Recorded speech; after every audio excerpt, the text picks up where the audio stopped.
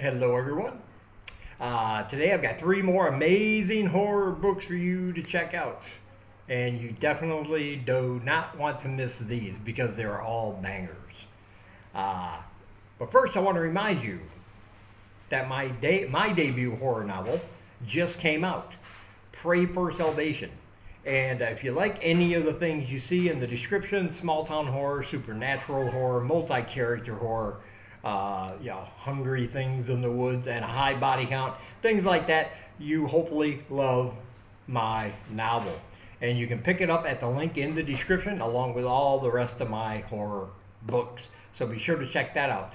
And also, if you want to join my Patreon, there's a link on there for all you members where you can get your copy, of course, for absolutely free. Just follow the instructions and download it today if you're a member of my Patreon. And if you're not, check it out. I'll have a lot of other good stuff coming up there just for my Patreon members. And don't forget to check out your Horror is My Happy Place merch. You can get t-shirts, sweatshirt, coffee mug. You always need another coffee mug. And it helps support the channel, and we appreciate it. And there's a link down below for that as well. All right, let's get started. So the first book we're going to talk about today is called I Was a Teenage Slasher. This is from Stephen Graham Jones, his second novel he's put out this year, after the very awesome and very wonderful conclusion to his Angel Lake, Indian Lake trilogy, I should say, called The Angel of Indian Lake. That was the third one in that fantastic slasher trio there. And you definitely want to check that one out. But this one's coming out in 1 week. On the 16th, I believe, of this month, so less than a week from when I'm making this video. And this one, he takes us to a small Texas town, and our main protagonist and our narrator, his name is Tolly. And Tolly admits to being a teenage slasher. But he doesn't do it because he likes to kill, or some sick, twisted fantasy in his head, or getting revenge on people or anything like that. And you're going to have to read about it to find out, but he's kind of cursed. He kind of has a curse that forces him and compels him to commit these horrible things as he goes around and slashes people, especially people that have wronged him in some way. He just can't help himself. It's a compulsion because of this curse. And this is one of those books where you are going to feel sympathy for what should be the bad guy, right? In every other book, the slasher is the guy that you want to see taken out and taken care of because he's killed some of your favorite characters. And this book, because it's written from his perspective, we get to see exactly how this works and how it came about. And in the meantime, we got all these other characters surrounding him, and like I said, it's set in a small Texas town where everybody kind of knows everybody. They know their secrets and their hopes and dreams. And sometimes in these small towns, people can use that knowledge to ostracize and push away people. And that certainly happens with Tolly, and some things are going to happen. He's going to make some unlikely allies along the way. One in particular, a character I think you really, really love. And but in the meantime, he's committing all these atrocious, bloody murders. And so it's one of those where you're going to feel for him and you want him to succeed despite his deeds, which really adds an extra twist to the whole slasher genre. And of course, Stephen Graham Jones, if you're familiar, he just writes with these very, very realistic, detailed characters that you get to know, you get to love, and you just want to see more of them. That's one of the reasons why I love the Indian Lake trilogy so much. His character there, Jay Daniels, was just, she was perfect for that role. So yeah, this one's coming out in less than a week. I highly, highly recommend it. I think you're going to love it. And there is a pre-order link in the description. And next we have The River Has Teeth. Now this one came out, I believe, in 2021 or 2022, somewhere in there, but I just got around to reading it. And this is an excellent, excellent horror story. This is about a girl, a teenage girl, and in a small town again.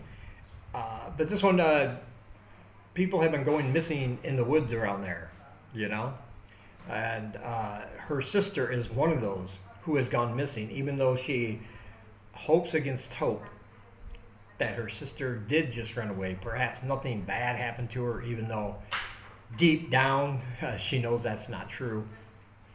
But she is just obsessed with finding her sister because nobody else really seems to care or want to get to the bottom of it. So she seeks out the assistance of another girl in the area whose family are supposed to be witches, and they are. They practice magic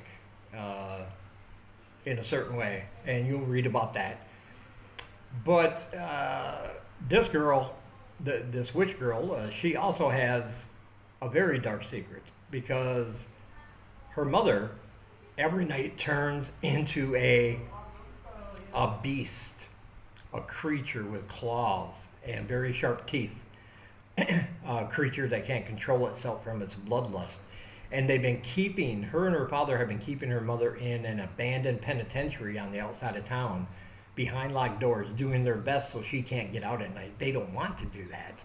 They love their mother because during the day, it's still their mother, or her mother, you know. But they can't run the risk of not keeping their mother locked up. But she thinks, her daughter thinks, that her mother might be responsible for some of these disappearances, especially when body and body parts start showing up in the woods. She believes her mother has found a way to get out because she's very powerful in that night form she has. And she thinks her mother has gotten out and might be responsible for all these murders, including the disappearance of our protagonist's sister. And at first, they do not like each other at all. They do not get along. But eventually, they're going to have to work together. They're going to have to find out each other's secrets and find a way to work together to stop whatever is actually going on. Because this book is twisty and it is turning. It takes you in directions you weren't expecting at first. But it's a very, very good horror story. I absolutely love this one. It's full of heart. It's full of emotion. You got the YA angle, you know, with the teenage girls, and you got, you know, everybody has their own secrets, and you just never know which direction it's going to go next. I absolutely love that, and I highly, highly recommend it, of course. And there is a link where you can pick up your copy in the description. And last, but of course, certainly not least, we have The Taste of Tiny Bones. I want to thank the author for sending me a copy of this book, because this one takes all of your childhood fears, all of your childhood nightmares, and makes them come true. Because in this book, there is a boogeyman, and it is very real. He will, or this thing will come out of the closet at night. It will be hiding underneath the bed of children, and its preferred meal is the flesh of children, although it will take an adult when it needs to. Because the thing is,